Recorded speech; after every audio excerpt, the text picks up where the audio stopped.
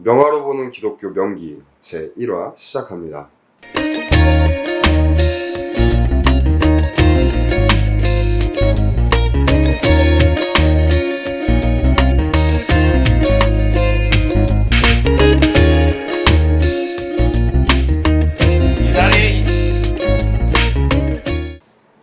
명화로 보는 기독교 명기 제1화 시작합니다. 안녕하세요. 기다리의 개도사입니다. 안녕하세요. 기다리의 용사입니다. 오늘 저희는 성경의 첫 책인 창세기 1장부터 2장까지 나와 있는 창조에 관한 그림들을 각각 하나씩 준비를 해왔습니다. 우선 제가 준비한 그림은 미켈란젤로가 그린 천지창조의 일부 아담의 탄생을 준비했고요. 저는 틴토레토의 동물의 창조를 준비했습니다.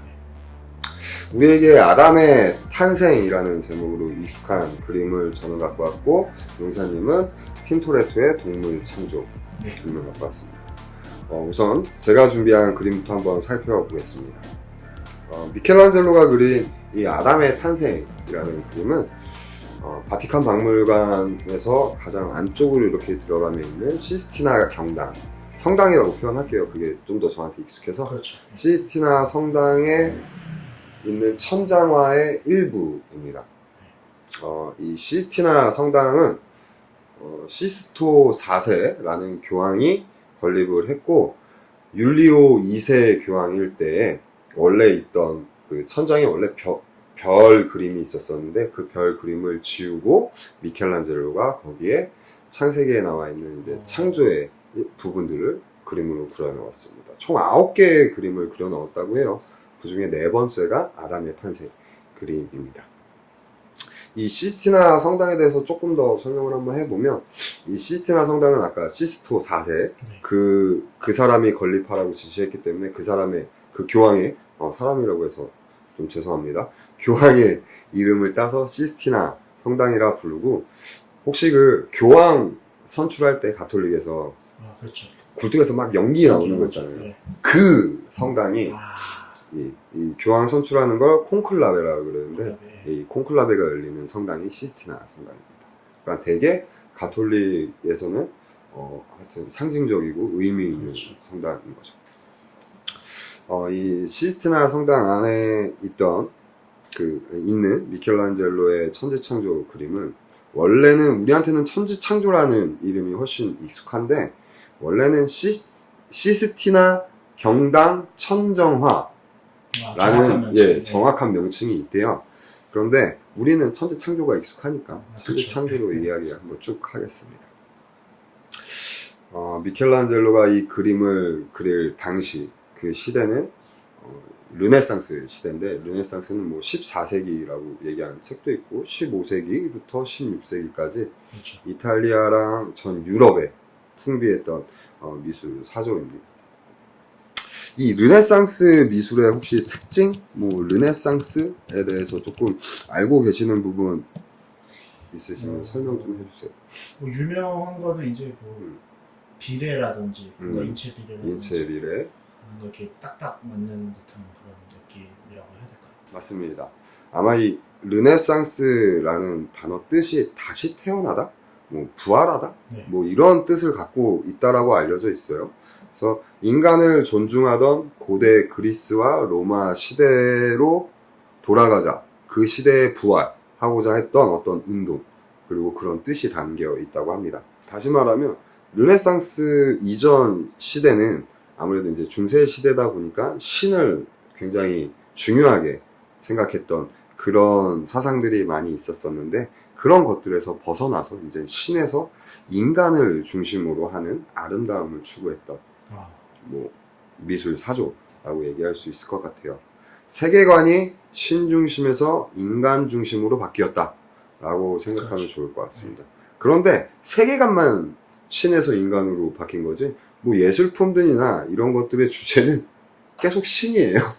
그렇죠. 그냥 유명하니까. 신은 여전히 주제는 신이지만 더 이제 그 신을 이상화된 인간.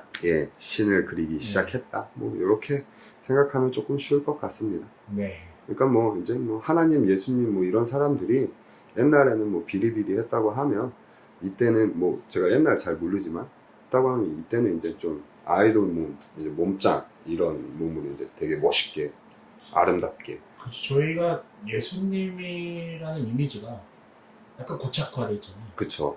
머리 요 정도 길. 맞아요. 서양의 그 백인 예수. 얼굴에. 네, 맞습니다.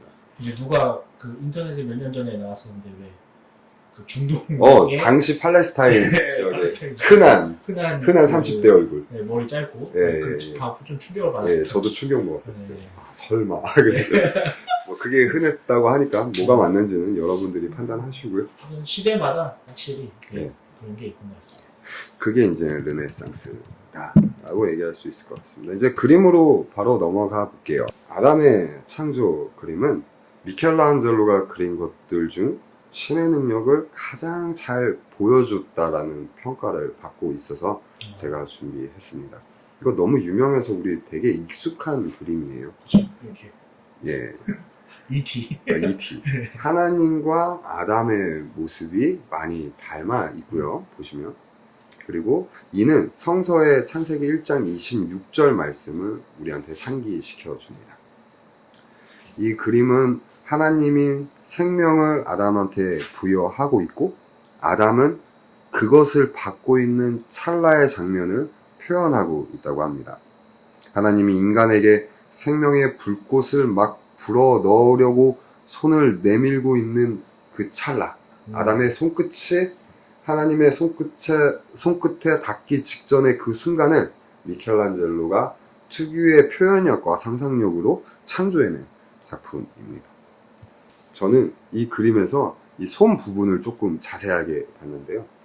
분명히 그림에서 보면 하나님은 인간 위에, 인간보다 조금 높은 곳에 위치하고 있습니다. 하지만 인간의 손 위치가 하나님의 손보다 조금 더 위로 올라가 있는 걸 우리는 볼 수 있어요. 아, 그러네요. 예. 종교의 권위가 높았던 중세에는 아주 감히 상상할 수도 없는 일이었지만, 그렇죠. 말도 안 되죠. 예, 말도 안 되는 일이었지만, 르네상스가 뭡니까? 르네상스 시기, 인간의 지위가 크게 올라갔음을 우리는 이런 곳에서 확인하고, 이런 곳에서 미켈란젤로가 표현했다고 생각할 수 있습니다. 예, 또, 재밌는 해석이 있는데요. 이거는 미국의 어떤 의사가 아담의 탄생을, 이 그림을 해부학적 관점으로 해석해서 쓴 논문이 있대요. 거기에 실려있는 내용이라고 맞아요. 하는데요. 이렇게 그림을 전체적으로 보시면 그림 속에는 우리 인간 두뇌의 단면도가 숨겨져 있다고 합니다. 어느 부분인지 혹시 알 수 하나님의 저 약간 그 불구스러운 맞습니다. 하나님 그 뒷 배경, 네. 불구스름한 이 모양, 이 형태가 인간의 두뇌의 단면을 표현했다고 하더라고요. 이걸 그 미국의 그 논문을 쓰신 저자는 이렇게 얘기했다고 해요. 하나님이 아담에게 지성을 부여하고 있는 것을 강조하기 위해 미켈란젤로가 인간의 두뇌 단면도를 그려 넣었다. 뭐 완벽하네요. 예, 해석이 절묘합니다. 진짜 그랬을 수도 있을 것 같아요. 근데 네. 미켈란젤로가 아무래도 해부학을 했다고 제가 알고 그렇죠. 있기 때문에 예, 그런 것들을 이렇게 숨겨서 표현했을 수도 있을 것 같습니다. 왜 다빈치가 인간의 그 신체 비율이라든지 그런 것들을 표현한 것처럼 미켈란젤로 충분히 그렇게 했다고 저도 생각을 합니다. 제가 준비한 건 여기까지고요. 미켈란젤로에 대해서 더 알아보고 싶고 공부하고 싶으면 다큐멘터리 영화가 있어요. 미켈란젤로 사랑과 죽음이라는 다큐멘터리 영화가 있는데 이게 2018년인가 2017년에 개봉한 영화고 얼마 안 됐네요. 예, 충분히 저희가 이렇게 구해서 볼 수 있는 영화니까 기회가 되시면 용사님도 한번 찾아보겠습니다. 예, 저는 여러분들도 그렇죠. 여러분들 찾아보시면 재밌긴 하실 텐데 지루할 수도 있어요. 이렇게 배워가는 거죠. 네, 제가 준비한 건 여기까지입니다. 네, 이제 제가 준비한 예, 용사님이 준비한 네, 틴토레토라고 했습니다. 동물 창조. 동물 창조. 네, 한번 얘기해 보겠습니다. 기대합니다. 우선 이 작품은 지금 이탈리아 피렌체에 아카데미아 미술관이라고 예. 좀 유명한 작품으로는 아까 설명하신 미켈란젤로의 다비드상이 있고요. 예. 지금 이 동물 창조 이 그림이 거기에 전시되어 있습니다. 유럽, 이탈리아 가시는 분들은 들려서 구경하시면 돼요. 아, 진짜 가서 보고 싶다. 네. 다비드. 이 동물창조 이 작품은 상대적으로 좀 주목을 좀 덜 받은 작품이기는 합니다. 이거 틴토렌토의 되게 유명한 작품이 뭐 있나요? 그러니까 이제 주제 자체가 이제 조금 전체적인 성경 내용에서 약간 뭐라 해야 될까 메인으로 보진 않는 것 같고요. 주변이었다. 동물 창조가. 그렇죠. 이제 창조가. 근데 이제 이 동물 창조 이 작품은 상대적으로 좀 주목은 덜 받은 작품입니다. 아, 왜요? 그러니까 이제 주제 자체가 좀 메인에서 약간 벗어나. 아, 동물 창조다 보니까. 동물 창조이기도 하고 뭐 우리가 딱히 그렇게 또 성경적으로 많이 생각해보지 않는 주제라고 생각하기 때문에 뭐 당시 이따가 그림 설명에도 하겠지만 이제 그런 이유도 있고 또 이제 상대적으로 유명한 작품은 최후의 만찬. 최후의 만찬? 예. 그 지금 보시면 레오나르도 다빈치? 그렇죠. 원래 이제 저희가 알고 있는 거는 그 최후의 만찬인데 예. 이 틴토렌토의 최후의 만찬은 좀 다르게 그립니다. 어떻게 달라요? 그림을 보시면은 예. 우선은 이 구도 자체가 완전 다릅니다. 그러네요. 네. 구도 자체가 완전히 다르고 상당히 어둡네요. 그렇죠. 어둡고 약간 이렇게 좀 어떤 다빈치의 그림은 수평적이었는데 이 그림 같은 경우는 이렇게 한 꼭지점으로 이렇게 모이는 원근법이 있고 원근법. 네, 그리고 특정 인물들의 빛을 받고 있는 이렇게? 예, 이런 것들이 있고 이분의 작품의 특징이 바로 이겁니다. 어떤 거? 이 빛을 받고 있는 그래서 지금 동물 창조에도 이렇게 그렇죠. 하나님이 이제 표현한 건데 하나님만 이제 이렇게 빛나는 몸. 이제 최후의 만찬에서는 빛나는 이제 예수님과 제자들. 그렇게 보이고 있습니다. 어쨌든 이제 다시 동물 창조로 돌아가세요. 예.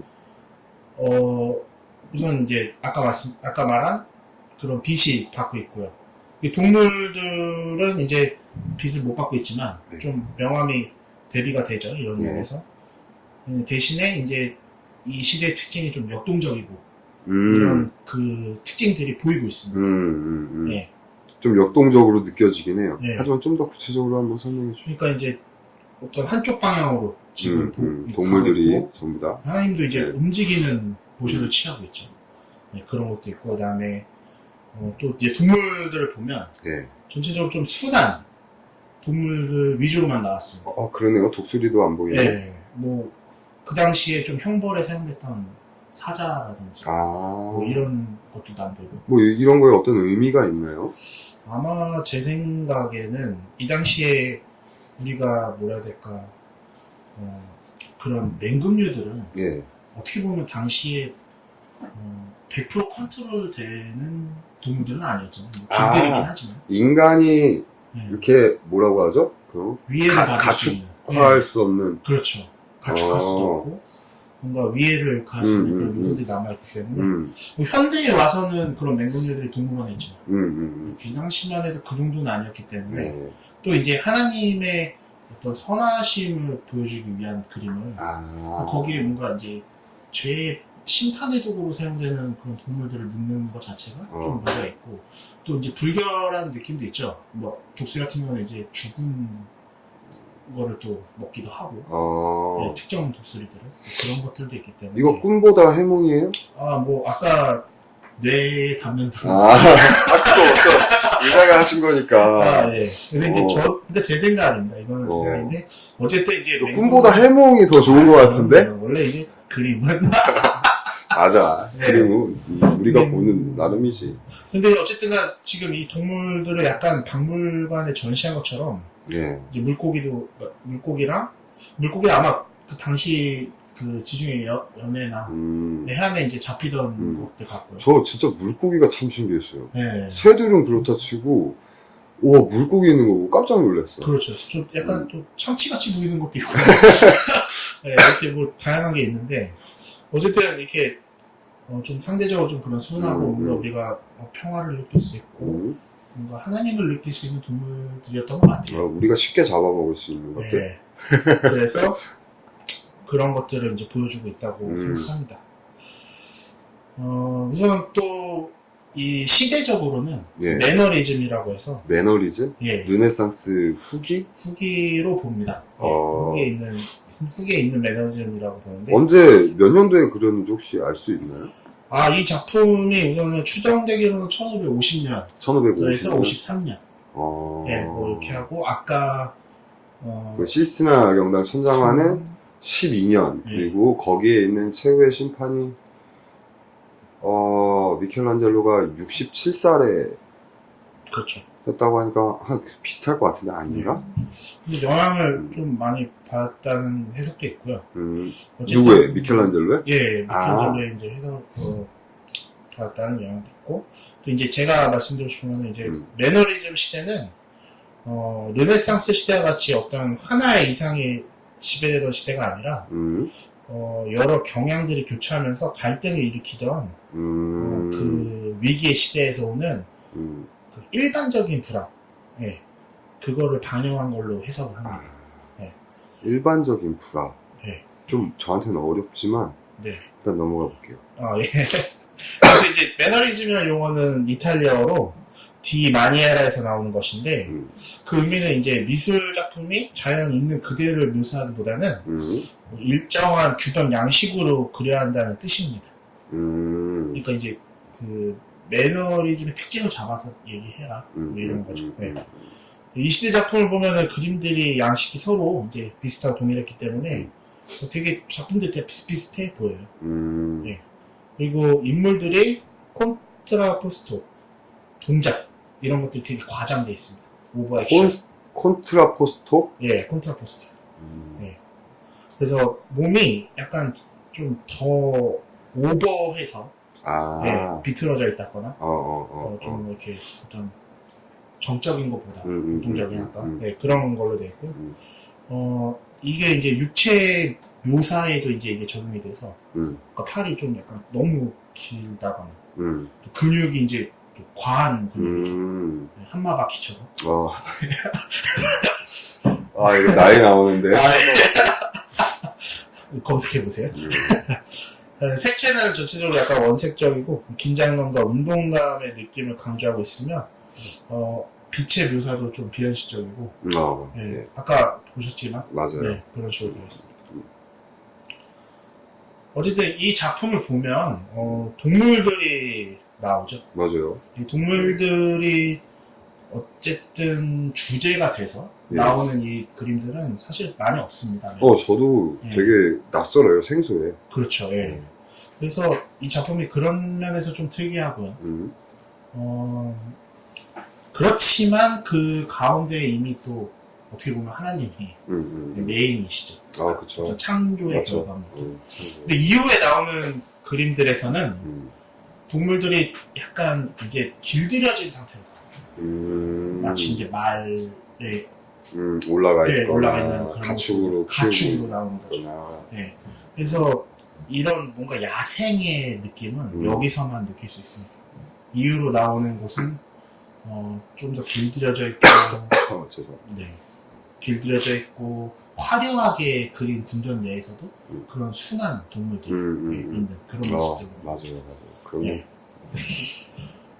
제가 이 명화를 고른 이유가 우리가 이제 창세기 1장 28절에 보면 하나님이 그들에게 복을 주시며 그들에게 이르시되 생육하고 번성하여 땅에 충만하라 땅을 정복하라 바다의 고기와 공중의 새와 땅에 움직이는 모든 생물을 다스리냐 하시나 한다 라는 구절이 있습니다. 맞습니다.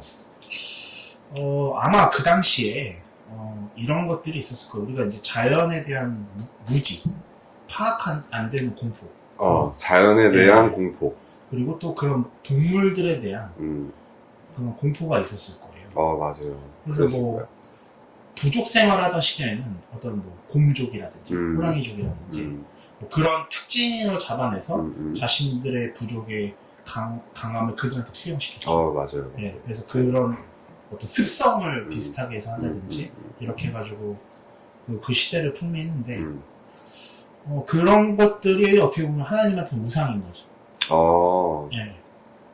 그러다 보니까 이제 성경에서는 그런 것들을 거부하는 거죠. 그러니까 너가 그것들에 종속되는 게 아니라 그들을 다스리는 위치에 있다. 그러니까 창세기 1장 28절의 내용이 그런 어떤 자연적인 동물들이나 자연적 피조물들을 우상화하지 말아라. 그렇죠. 너희가 그것들보다 위에 있다? 위에 있다는 아닌가? 위에 있다기보다 이제 좀 어쨌든 근데 위에 있다라고 얘기해도 될 것 같습니다. 우선. 그래서 인간들이 어떤 산업혁명 이전에는 그때까지도 뭔가 정복의 대상이었죠. 인간들이 정복의 대상이었다? 아니요. 자연이. 자연이 인간들에게 자연은 정복의 대상이었다. 대상이었죠. 그렇다 보니까 이제 이제 자연이나 동물들을 우리가 다스리라라는 이 명령을 듣고 정복하고 다스리라. 그 정복하고 다스리라가 마치 이제 어떻게 보면 이제 완전히 내 거가 된다. 이런 느낌도 있고 이렇게 어떤 하등하게 나를 위해 존재하는 그런 느낌이라서 사실상 착취를 했다고 봅니다. 그쵸. 옛날에는 착취 많이 했죠. 착취지. 착취. 그리고 또 중국의 그 대약진 운동 같은 경우에 인간이 컨트롤 하려고 참새를 인위로 죽이는 사건이 있었는데 오히려 이제 메뚜기가 늘어나서 기근으로 인간이 죽고 이런 일도 있었고 그런 것들 보면 아직은 이제 100% 파악하지 못한 그렇지만 어쨌든 다스린다보다는 착취의 대상인 거죠. 가축이 되고 동물에 들어가 있고 또 식물들도 이제 재배가 되고 그들에게 그게 다스린다라는 의미였을 것 같아요. 그렇죠. 그 당시 시대에는 극복하는 거죠. 다스린다라는 말과 함께 어떤 인간의 한계의 극복인 거죠. 그래서 그런 것들이 과잉되다 보니 아까 말한 대학질 운동의 그런 폐해라든지 환경오염이라든지 여러 문제들이 생기면서 이제 반발작용으로 우리가 이제 그 다스리다라는 그 단어를 이제 좀 다시 생각해 보면서 이전에는 폭군이라면 어떤 왕의 그치 다스리는 왕으로서 착취하고 지배하고 이런 폭군의 모습 거기서 벗어나 이제 선군의 모습 공생하고 통치하는 그런 모습을 이 성경에서 말하고 있다고 좀 얘기하고 싶습니다. 왜냐하면 최근에 채식주의자들이나 또 뭐가 있죠? 동물 애호가들? 그렇죠. 이제 애완동물이 많이 생기면서 그런 분들이 등장하면서 고전적인 성경 해석에 대해서 되게 반감을 가지시는 분들이 많아요. 예, 저도 그 중에 한 명입니다. 그리고 또 잘 모르시는 분들도 많고. 근데 사실 이런 통치의 의미는 그 생물이든 식물이든 자연이든 공생하고, 그것들과 같이 이제 내가 통치하는 그런 개념으로 좀 바라보면서 물론 이제 그 단어도 동의 안 하실 것 같아요. 그 통치라는 개념도. 근데 이제 공생과 상생에 대해 초점 방점을 찍는다면 우리 기독교에 충분히 사실 그런 메시지가 있는데 그런 점들을 좀 많이 놓치지 않았나 라는 생각을 좀 하게 됩니다. 맞습니다. 저도 사실 창세기에서 나오는 이 창조신앙, 창세기에서 나오는 하나님이 창조주라고 고백하는 우리의 이 창조 신앙은 이 자연하고 인간을 어떤 적대적이거나 두려운 존재로 표현된다기보다는 자연과 인간을 서로 이웃하는 존재로 표현한다고 저는 생각을 해요. 맞습니다. 그래서 아담도 이제 그 하나님이 지으신 피조물들을 보고 동물들을 보고 이름을 지어주는 그런 장면도 나오고요. 그렇죠. 이런 하나님께서 창조하신 피조물들을 보고 또 보시기 좋았다. 라는 이런 성경에 나와 있는 이런 고백들이 매번 좋으시다고 하셨죠. 피조물에 대한 이미 하나님이 가치를 부여하고 있는 모습을 보여주거든요. 그러니까 우리랑 같이 이웃하는 그런 존재로 묘사한다고 생각을 합니다. 또 시편 같은 데 봐도 그 각기 피조물들이 자기 나름의 상태에서 자기 나름의 존재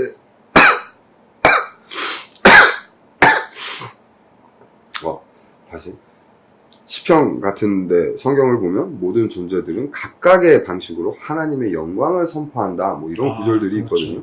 예.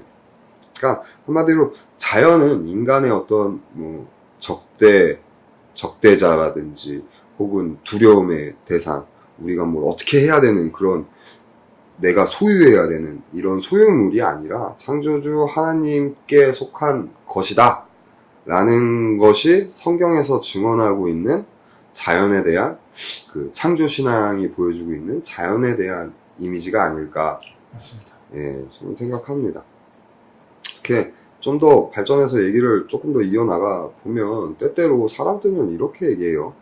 인간은 하나님의 형상으로 지음을 받았고 피조물들은 하나님의 형상이 아니기 때문에, 그리고 우리는 하나님의 형상으로 지음을 받았고 하나님으로부터 자연을 다스리라 라는 명령을 받았기 때문에 우리들이 자연을 지배하고 착취하는 걸 당연시 여기는 경향들이 간혹 있는 것 같아요. 그렇죠. 옛날엔 많이 있었지만 지금은 그래도 많이 없어진 것 같은데, 그래도 간혹 그렇게 생각하시는 분들이 계시는 것 같은데, 용사님하고 입장이 되게 비슷한 것 같아요. 이 다스리라 라는 표현을 지배하고 착취하라 이런 표현으로 생각하지 않고요.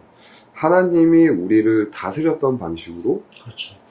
하나님이 용사님을 다스리는 방식, 하나님이 개도사 저를 다스리는 방식, 하나님이 우리 교회를 다스리는, 그럼 좀 명확한 단어로 하면 이런 방식으로 다스려야 된다라고 생각하는데, 좀 더 이걸 명확하게 하면 하나님이 우리를 다스리는 방식은 우리가 교회에서 흔히 사용하는 단어가 있어요. 아무 조건 없는 사랑, 무조건적인 사랑, 뭐 이런 이런 얘기 많이 하죠. 이런 아무 조건 없는 은혜의 방식으로 그렇죠. 다스려야 한다라고 생각을 합니다. 하나님께서 우리를 부르시고 우리를 창조하시고 우리를 부르시고 우리를 당신의 자녀로 불러주셔서 당신과 관계 맺게 하신 게, 우리 인간이라는 존재가 어떤 하나님하고 관계 맺기에 합당하다라든지 내가 어떤 선을 했다든지 의로워서가 아니라 전적인 하나님의 그 아무 조건 없는 은혜의 방식으로 그렇죠. 우리를 불러주시고 그 방식으로 우리를 다스리고 계시는데, 이 방식을 그대로 우리가 배워서 자연한테 그 방식 그대로 해야 된다라고 저는 생각을 해요. 그런 의미에서 하나님은 우리한테 다스리라 라는 표현을, 인간이 자연을 다스리라 라고 말씀하신 게 아닌가, 저는 그렇게 생각합니다. 이게 마치 그 인간이 자연을 잘 다스리면 네. 뭔가 거기서의 어떤 하나님의 또 그런 마음을 느낄 수 있지 않을까. 그렇죠. 예. 네. 그리고 좀 더 이해력이 넓어질 것 같습니다. 그리고 저는 이제 사람들의 그런 인식이 조금 바뀌었으면 좋겠다 라고 생각을 하고, 사람들이 그렇게 인식하는 그 원인 중에 하나는 성경의 번역 과정에서 발생했다고도 할 수 있지 않을까? 아주 그렇죠. 조심스럽게. 왜냐면 그 뭐라 해야 될까, 개척 시대, 예. 그러니까 지구를 이제 펼치기 시작하고 또 그런 문장이 있잖아요. 미국에 이제 청교도를 처음 왔을 때 인디언 정복하고 맞아요. 네, 이런 모든 그런 것들이 합리화됐었겠죠. 네. 네. 그리고 그런 데에는 저는 이 성경의 번역이 한몫했겠다라고 생각해요. 왜냐면 사실 이렇게 우리가 따지고 보면 창세기 2장 7절인가요? 2장 7절에 있는 사람을 창조하시고 숨을 불어넣어서 생명이 됐다. 단어가 생명이죠. 라는 표현이 있고요. 또 동물 창조 쪽 19절 쪽에 보면 거기 생명이 아니라 생물이라고 표현을 해요. 동물들을 생물이라고 표현하는데, 우리는 분명히 번역으로는 생명과 생물은 완전 다른 의미거든요. 예. 그런데 이걸 히브리어로 보면 똑같은 단어가 쓰였어요. 네펫이라는 똑같은 단어가 쓰였거든요. 그러니까 원어적으로 보면은 생명이나 생물이 똑같은 건데 번역함에 있어서 이거를 좀 구분 지은 건 거죠. 뭐 편집자의 의도가 좀 들어갔겠죠. 그런데 이 번역도 처음부터 그렇게 번역됐다라기보다 제가 알고 있기로 어거스틴이 그렇게 번역했다라고 알고 있어요. 그리고 교회 전통은 그 어거스틴의 번역을 그대로 이어받은. 유지하고 있죠. 예. 그렇게 하니까 이런 부분들이 조금 악영향을 미친 게 아닌가 그렇죠. 라는 생각을 아주 조심스럽게 전문가 아니니까 이거를 동물 애호가 분들이 좋아할 것 같습니다. 예, 감사합니다. 많이 봐주세요. 예. 네, 그런 해석이 가능하다는 사실. 네. 이게 우리 기독교 개신교가 얘기하는 창조신앙이다. 네. 자연과 인간은 이웃이다. 맞습니다. 여러분들은 어떠셨나요? 오늘 명화로 보는 기독교 명기 네. 창조편. 저희가 미켈란젤로의 그림, 아담의 탄생 그림, 그리고 틴토레토의 동물 창조를 보면서 개신교에서 얘기하는 창조 신앙이 무엇인가, 또 성경에 나와 있는 다스리라 라는 표현에 대해서 조금 새롭게 해석을 해야 된다 라고 이야기를 나누어 봤는데요. 여러분들은 어떻게 생각하시고 어떻게 보셨나요? 여러분들이 생각하시는 의견을 댓글을 통해서 남겨주시면 저희가 그것들을 취합해서 따로 뭐 이야기할 부분들을 따로 이야기하고, 또 다룰 수 있는 부분들은 다른 주제에서 다룰 수 있도록 하겠습니다. 예, 여기까지 봐주셔서 너무 감사하고요. 저희 명화로 보는 기독교 명기 한 주만 기다리